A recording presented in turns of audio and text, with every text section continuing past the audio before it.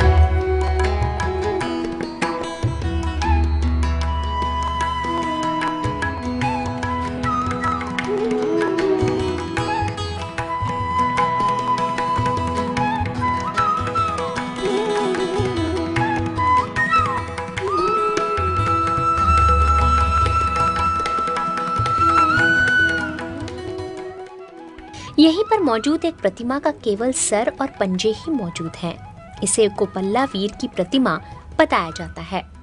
यही रावण द्वारा शिवलिंग पर अपना सिर काटकर चढ़ाने वाली दुर्लभ प्रतिमा भी है। ज्यादातर ढांचे ढह गए। वक्त के दीमक ने राजवंश को ही नहीं, उनके प्रतीकों को भी नेस्ता नाबूद किया।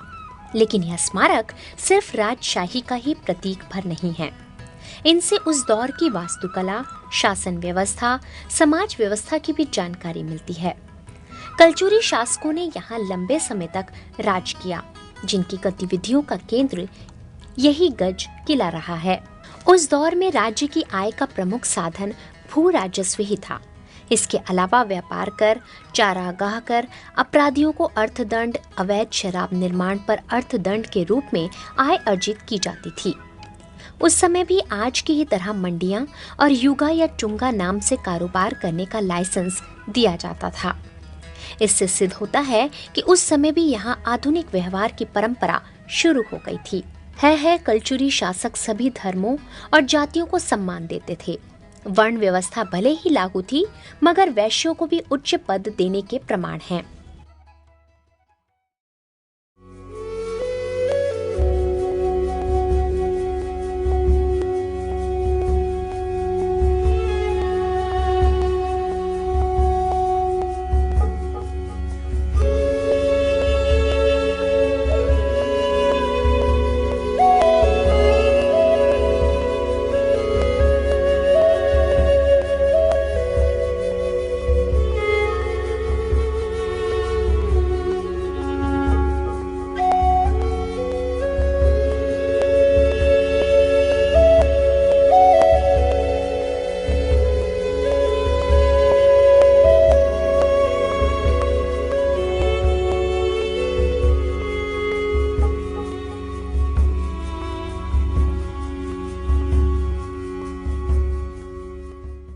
तात्मक रहा है। कलचुरी कालीन जो समाज थी उसमें वर्ण व्यवस्था लागू थी। 4 प्रकार के वर्ण थे, ब्राह्मण, क्षत्रिय, शूद्र और वैश्य।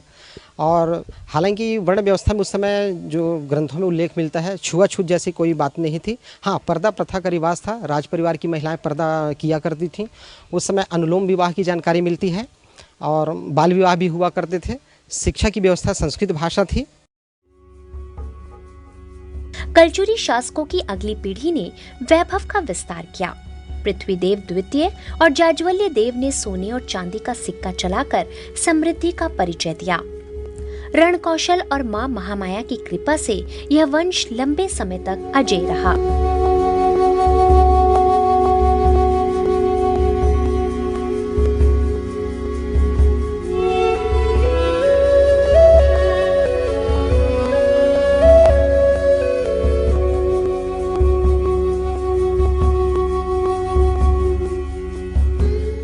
इसके पीछे मूल वजह तो थी इनकी रणनीति कौशल, और दूसरी जिसे हम आध्यात्मिक दृष्टि से मान सकते हैं, किताबों में उल्लेख मिलता है कि कलचुरी राजा अपनी कुल देवी महामाया की बहुत ही भक्त थे और ये मानते थे कि उनकी सत्ता देवी महामाया की अनुकंपा से ही सुरक्षित है। कलचुरी शासकों ने बहुतायत में मंदिरों और तालाबों का निर्माण कराया था।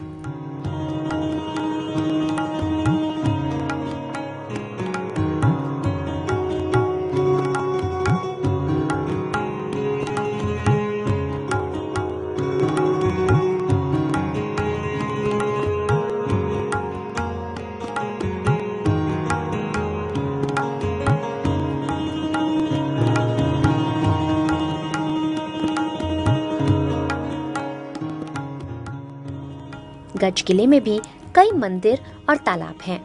यह तालाब बैरागबन है। कहते हैं इसे राजा बाहर साय ने बनवाया था। बैरागबन क्षेत्र में कई मंदिर भी बनाए गए थे, जिसमें नर्मदेश्वर महादेव का मंदिर भी है। यहाँ कई सती चौरे और मंदिर भी हैं। कुछ जानकार 20 द्वारिया मंदिर को राजा कल्याण साय का समाधि मंदिर मानते हैं, तो वहीं एक बड़े वर्ग का मानना है कि राजा लक्ष्मण साय की 20 रानियां यहाँ सती हुई थी, जिसके बाद इस सती मंदिर का निर्माण किया गया।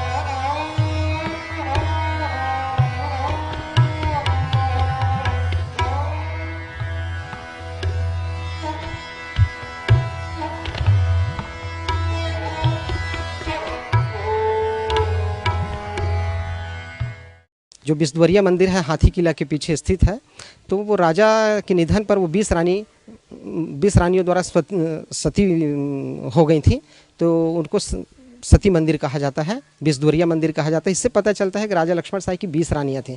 प्राचीन भारतीय धर्म संस्कृति के अनुरूप यहाँ सती प्रथा कायम थी। एक राजा की 28 रानियों के सती होने की याद में निर्मित आठा बीसा तालाब के पास आज भी माघी मेला भरता है।